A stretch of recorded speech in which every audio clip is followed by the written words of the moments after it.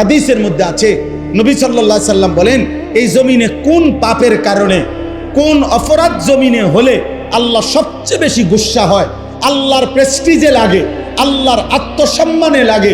খোদার কসম নবী বলছে, কোন বান্দা জমিনে যখন কোন নারী পুরুষ জিনা করে, বেবিচার করে, তো আল্লাহর প্রেস্টিজে, আত্মসম্মানে, আল্লাহর গায়রতের মধ্যে সবচেয়ে বেশি আঘাত লাগে।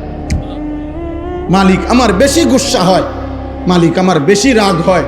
এই জন্য গুসার কারণে নবী বলছেন, আল্লাহই তো বিধান, এই জন্য বলছে, বন্ধু বন্ধু ওই জিনা করলো, ও বেবিচার করলো আমার জমিনে, ওরে খাওয়াইলাম আমি, ওরে পড়াইলাম আমি, এত বড় কায়নাত দিয়ে আমি তাকে লালন পালন করছি, ওরে আমি বলছি তার জন্য আমি হালাল বিবাহের ব্যবস্থা রাখছি, ওরে আমি বলছি তার স্ত্রী আমি ব্যবস্থা করেছি, ওর যৌন চাহিদা আমি আল্লাহ দিয়েছি, ওই নারী আমি সৃষ্টি করেছি, এই পুরুষ আমি সৃষ্টি করেছি, শাহওয়াত আমি সৃষ্টি করেছি, লজ্জাস্থানের চাহিদা আমি সৃষ্টি করেছি, এত কিছু আমার দেওয়া, ও আমার জমিনে আমার দেওয়া জিনিস পেয়ে নাফরমানি করলো।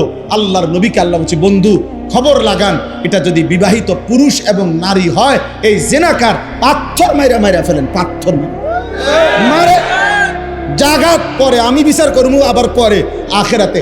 এখন ওয়ালিয়াশহাদ আযাবাহুমা তাইফাতুম মিনাল মুমিনিন, সমস্ত এরকম মজমায় ইমানদার মানুষের সামনে খোলা ময়দানে ওপেন প্রকাশ্যে পাথর মাইরা ওগুলার মাইরা ফেলে।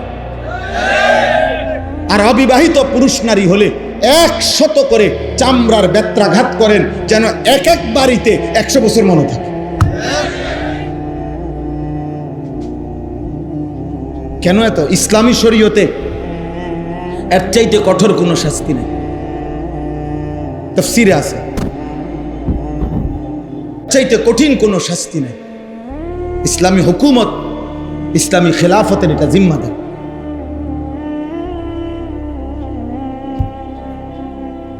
এজন্য এটা জরুরি। বাপ, আমি যুবক ভাই তোমাদেরকে অনুরোধ করছি, মুসলমানের নওজোয়ান প্রিয় ভাই আমার, প্রিয় সন্তান আমার, যদি তোমার বাবা মাও তোমার খবর না রাখে, ধরে নাও তারা তোমারে ভুলে গেছে, কিন্তু আল্লাহ তোমারে ছাড়বে না। বাপ, নারী দেখো না, নারী দেখো না বাপ, অশ্লীল ছবি দেখো না, মোবাইলের উলঙ্গ দৃশ্য দেখো না আব্বা।